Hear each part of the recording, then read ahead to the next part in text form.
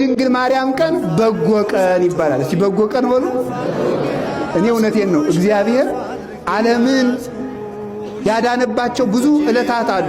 ከነዚህ ቀኖች የመጀመሪያይቱ የእመቤታችን ቀን ናት። የእመቤታችን በዓል የምትከበርበት ቀን ነው። ለምን ስንለው ደግሞ እግዚአብሔር ለሰው ልጆች ያዘጋጀው የሕይወት እንጀራ ምንጭ ናት። የሕይወት ውሃም ነቅ ናት። እሷ ለመጠጣችን ምንጭ ናት። ለምግባችን መሶበ ወርቅ ናት እመቤታችን። ለመጠጣችን ደግሞ ማሰሮ፣ ለድህነታችን ሙዳየ ፈውስ ናት።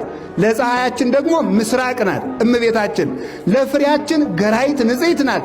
ንጽሕት እርሻ ናት ያፈራችልን ማለት ነው።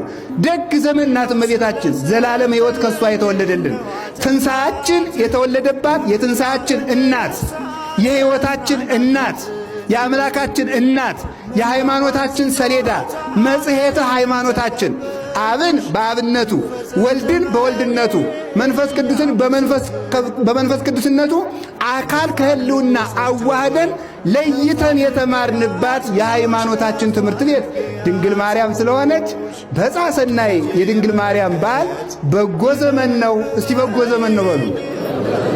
ምን አላችሁኝ?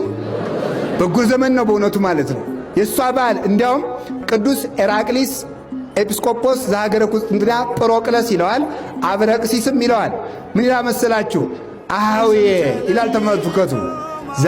ዮም ዛቲ ዕለት ይላል እንተ መርሃ መድኃኒት ትከውነን ለለተ ጋባይነ አሃውዬ ይላል። ተመልከቱ። ዮም ዛቲ ዕለት እንተ ድንግል በዓል መርሃ መድኃኒት ትከውነን ለለተ ጋባይነ ይላል ኤራቅሊስ ሲናገር።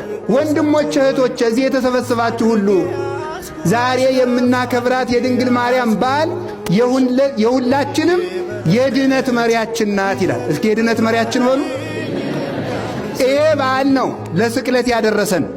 ይሄ በዓል ነው ለትንሣኤ ያደረሰን። ይሄ በዓል ነው ለዕርገት በዓል ያደረሰን። ይሄ በዓል ነው ለጰራቅሊጦስ በዓል ያደረሰን። ይሄ በዓል ነው ለመጨረሻው ሰዓት ለምሳ